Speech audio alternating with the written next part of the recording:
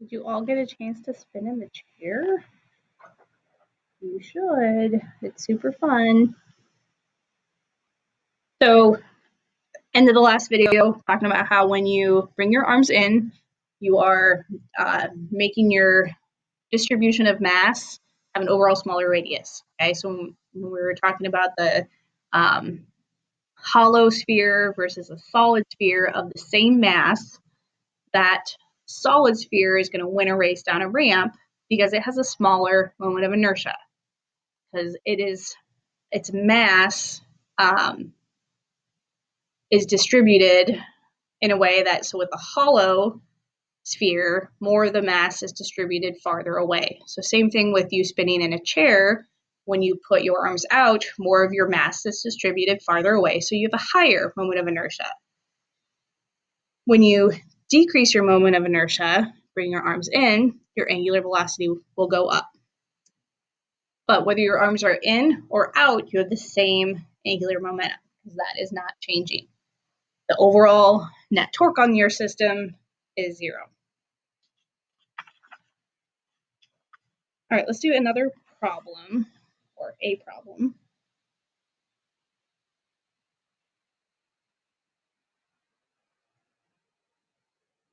We'll look at some spinning disks. So we're going to have, this disk, and that has an initial angular velocity of some number, 4 radians per second. And then there's this disk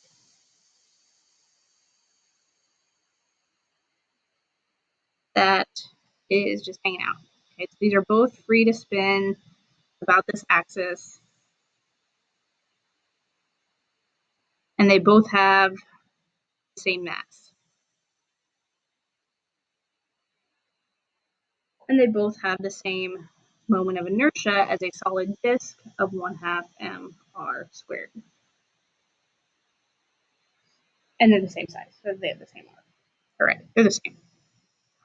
Now, what's going to happen is, as this one is spinning, this one drops down and lands on top of that disk. And so then, since this one is still spinning, then they're going to spin together. And I want to know the final angular velocity is of those two disks. So hopefully you're recognizing this as a collision.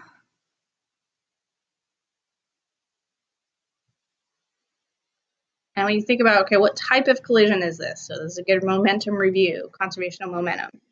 So our 3 types, we have elastic, inelastic. Remember these? Perfectly inelastic. Which of these 3 would it be? That's right, it's perfectly inelastic because they stick together. Okay, the next question is kinetic energy conserved? Think about it, think about it. That's right, no, it's not. Only elastic collisions conserve kinetic energy. So there's your little review. Now we're going to set these up just like we did with our linear conservation of momentum. And that however much momentum we start with, that's how much momentum we end up with. Our equation, that's it. And then we just got to break it down to our smaller equations. So what we're going to have, initially, only this disk is moving.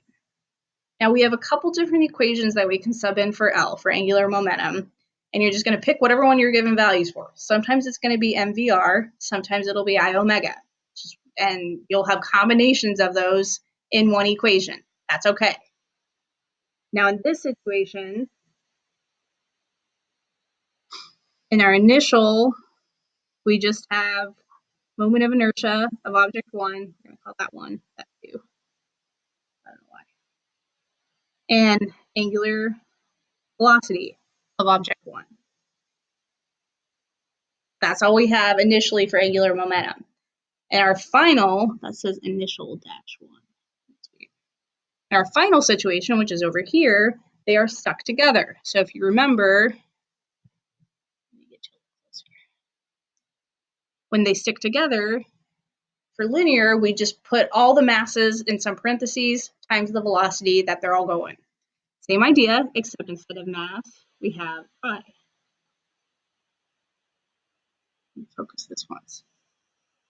So we're going to add up all the moments of inertia times the angular velocity, which is the same for both of them. Now you're going to plug in your equations for I and whatever else you know. So I is going to be 1/2 mr squared. I'm just going to leave it in variables. So we have 1/2 m1, although the same mass, so just mr squared, times the initial angular momentum of mass 1. So then we're going to take 1/2 mr squared plus 1/2 mr squared, which will just be mr squared. So the half plus a half is 1, times the final angular velocity of those two. Now, if we simplify this down and make it pretty, well, the r's go away. And guess what? The m's go away. So our final equation, the final angular velocity is half of the initial. So that's pretty neat. But so that's how you set those up if you're just rotating. And now let's look at one that has a little combo. So this problem is going to be a bullet hitting a stick. That's right. For this scenario, we have the stick.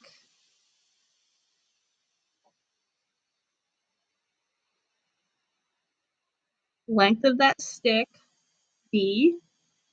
And we're going to say that length is 40 centimeters.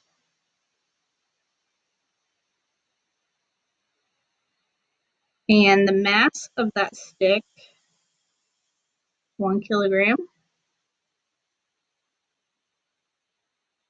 And so then there's this bullet flying at the stick.